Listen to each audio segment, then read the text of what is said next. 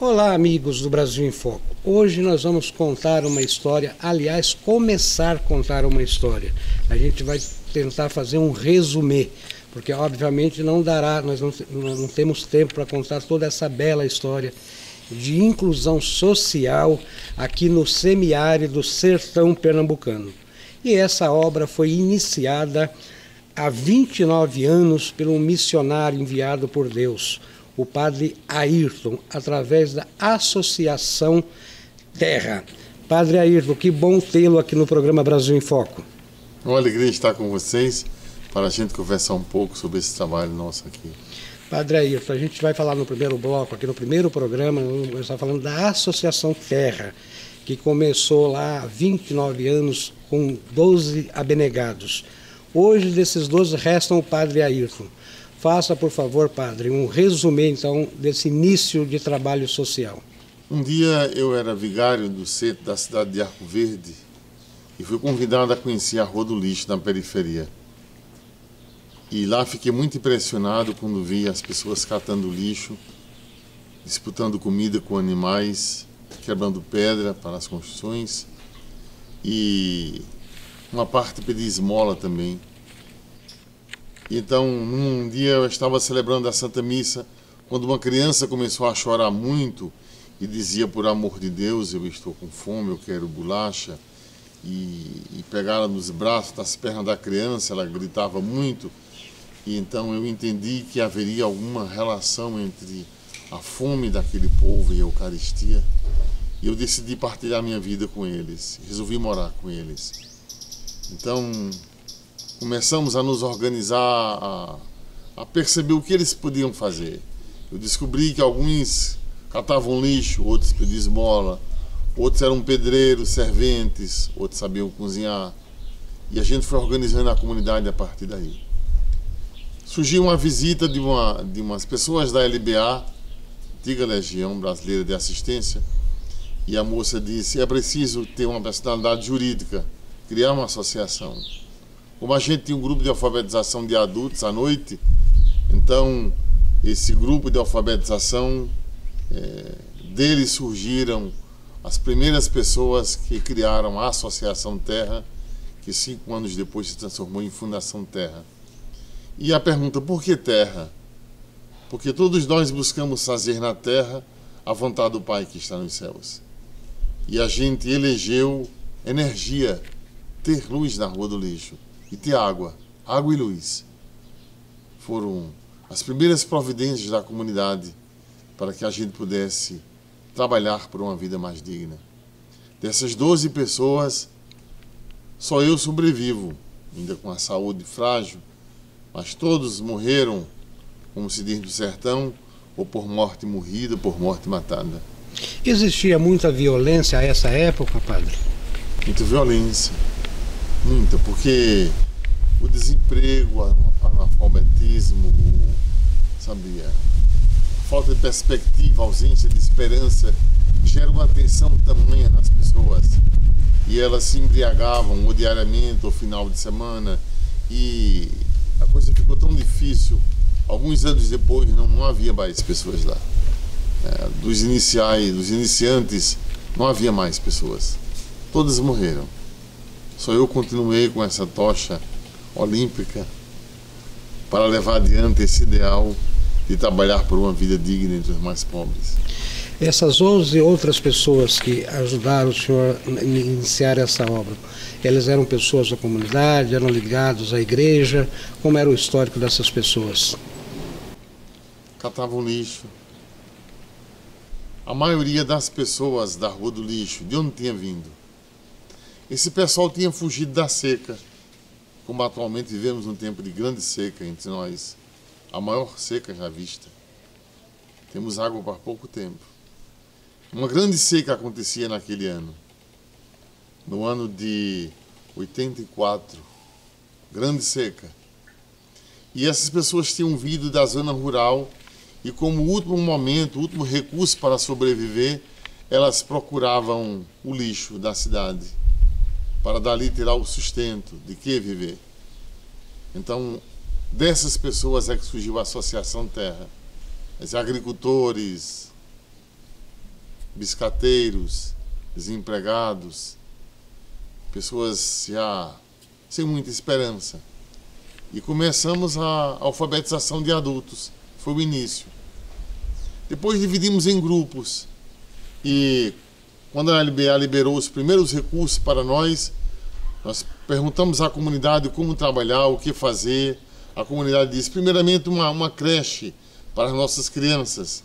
Depois a gente tem um salão comunitário que pode também servir de igreja e também que os trabalhadores, os pedreiros, os serventes pudessem ter uma casa, cada um tem uma casa, que eles trabalhavam e não tinham casa. E como a gente poderia se alimentar? Os recursos vinham somente para as construções. Então eu ia com eles para a rua, para a gente pedir esmola, porque um padre pedir esmola na cidade, o pessoal dá mais esmola do que não indo padre, né? Causava um grande espanto, mas eu ia com eles e a gente cozinhava a comida em latas de querosene, a gente cozinhava o que vinha das feiras e depois eu participava do grupo de bater tijolo também com eles. E estar com eles, trabalhando com eles, isso fez com que eles acreditassem que poderiam mudar a situação. E essa situação, padre, ela, geograficamente também tem uma influência muito grande, porque nós estamos aqui exatamente, essa região é o portão de entrada do sertão mesmo, do sertão nordestino, do sertão pernambucano. É por isso que então eles vinham e paravam aqui em Arco Verde como esperança para daqui a caminhada continuar. Você já conhece aquele livro Morte e Vida Severida? É como se as pessoas saíssem do sertão em direção ao mar, porque o mar é onde tem água. Então saem como retirantes, assim, saem e aqui termina o sertão, ou começa o sertão. Pernambuco é um estado muito pequeno, assim, geograficamente pequeno. Então tem a zona da mata, o Recife, a zona da mata, depois vem o agreste, uma boa parte do estado, depois 2/3 do estado é o sertão. Então Arco Verde é a porta de entrada do sertão. As pessoas paravam aqui, procuravam a periferia para poder sobreviver, fugir da seca, encontrar uma saída para aquela situação tão difícil. Durante esses 29 anos, qual foi a evolução, padre, que o órgão governamental, ou seja, o governo brasileiro, qual foi a evolução desse governo brasileiro na assistência social aqui no estado de Pernambuco, principalmente nessa região? Onde a Fundação Terra trabalha com 3 prioridades: educação, saúde e social. Aliás, toda a Fundação Terra é social, mas educação, saúde e a educação profissionalizante é o nosso foco atualmente. E é um trabalho que anuncia a esperança e denuncia uma situação. Anúncio e denúncia.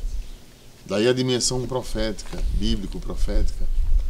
Com o surgimento da Fundação Terra, os órgãos públicos passaram a prestar atenção como é possível fazer algo sério, diferente, e como é possível estabelecer uma parceria também séria, com instituição que é séria, onde cada centavo que é posto chega ao pobre.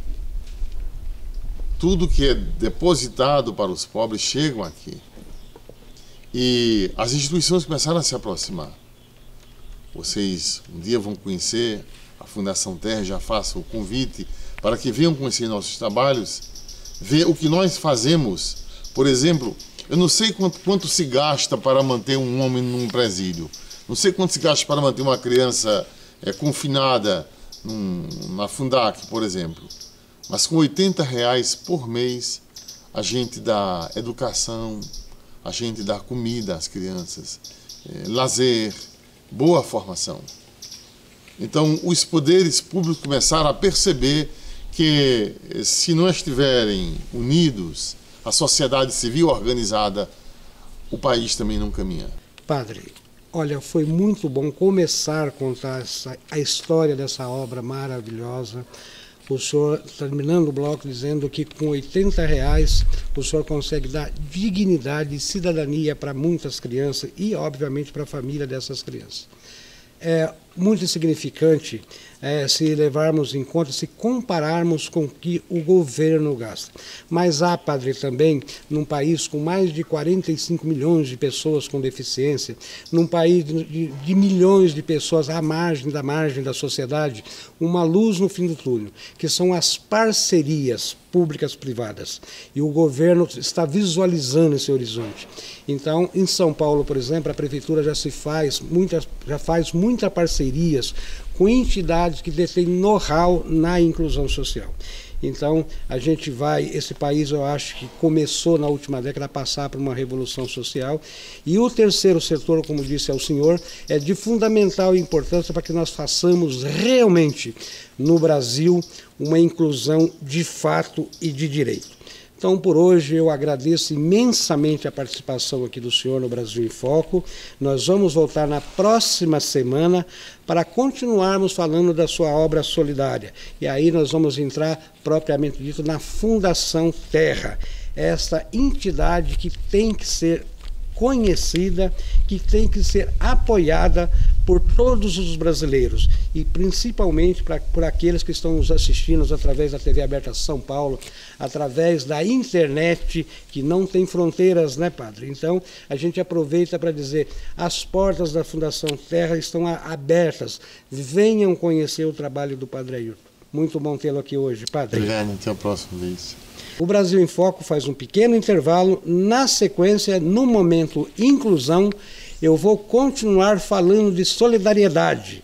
Eu vou entrevistar a secretária dos Direitos da Pessoa com Mobilidade Reduzida de São Paulo, a doutora Mariana Pinotti. Até já!